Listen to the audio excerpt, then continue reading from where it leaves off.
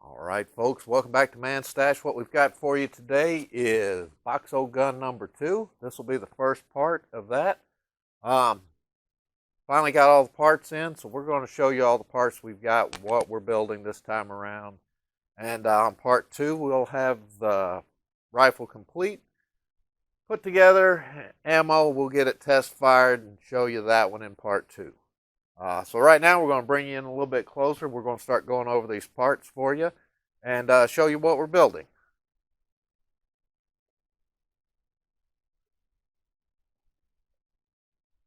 All right, so back here at the back, we've got the short barrel rifle we built in Box-O gun number 1.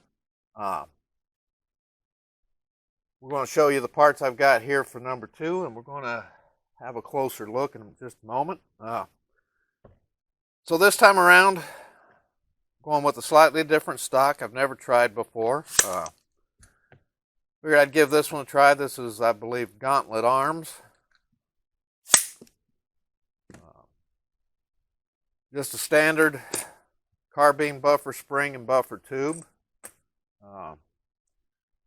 We've got our lower receiver. Again, we start off here with 80%. Get all my engraving done, the machining done. This is our bolt carrier group for our new rifle, and we're going to show you a comparison between standard AR, the one we're building today, and of course this is the one off of the 5.7. We'll also show you a little bit closer look at the magazines. Again, just a standard mil-spec lower parts kit, and we're going to go with the same Sig Sauer Romeo red dot sight as we went with on this one. Again, I've got to stress this like I did with the previous one. I'm not getting sponsored on this. Nobody's paying me. This is strictly all out of my pocket. So here's our upper. This is CMMG's Banshee upper, and this one is chambered in 4.6 by 30. Now this is a round I've wanted to try out for quite some time. Right now, CMMG is the only company I am aware of building anything in 4.6 other than H&K's MP7s. So this is the way we're going to go about this. Now, this is an 8-inch barrel. The Banshee uppers come with a polymer ejection port cover. I'm actually going to swap that one out with one that actually says 4.6 by 30 on it. Mostly because with all of these things that sit in a safe, don't want somebody else grabbing hold of them and just trying to throw a different round in there simply because it looks like a standard AR platform. So one of the things, and I'm going to zoom in on this to kind of show you.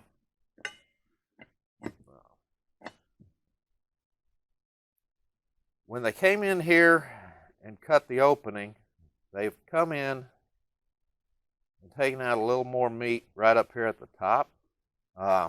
Very much like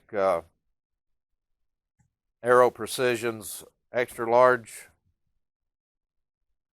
ports for like 450 and 50 Beowulf. So it is enlarged up here as compared to a standard.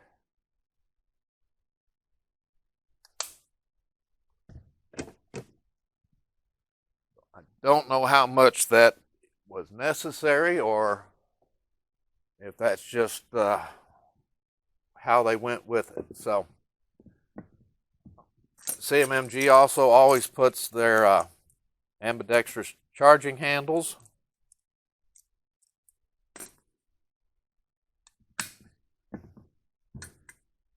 And we're going to go ahead and we'll look at the magazines here. So here we've got a standard Magpul PMag, 30 rounds for a 5.56. Here we've got our 5.7 by 28. And remember, since the 5.7 is a straight wall cartridge, we wind up with a straight magazine. And this is a 32 round magazine compared to a 30 round 5.56 magazine. Now, next we've got the 4.6 by 30. This is a much longer magazine, but this is a 40 round magazine as compared to a 30 or a 32. Now we do want to take a look because the basic manufacturing design is the same between the 5.7 and the 4.6, but you'll notice when we get in close, the opening here is shorter on the 4.6 because it is a shorter cartridge. And of course it does have the same little tang back here at the back for locking the bolt. And it does have a smaller opening as compared to the 5.7. So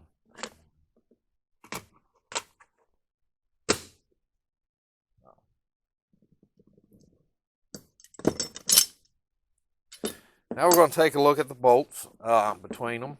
We already talked about our standard AR as compared to the 5.7. The 5.7 is noticeably shorter overall, and it is spring loaded. Does not turn as much because it is rotary delayed blowback instead of direct impingement. Now our 4.6 is just ever so slightly shorter overall. It is a direct impingement, just like a standard AR.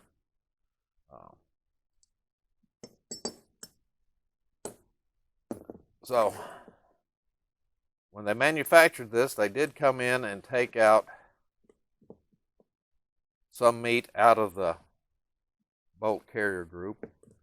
But if we come in real close, and we'll zoom in here in just a moment, you'll notice that they actually came back in and added a solid piece up in here to add some weight.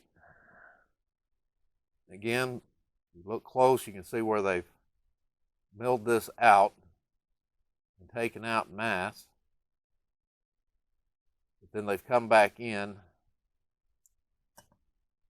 and added a solid piece inside, and it's being held in with a roll pin.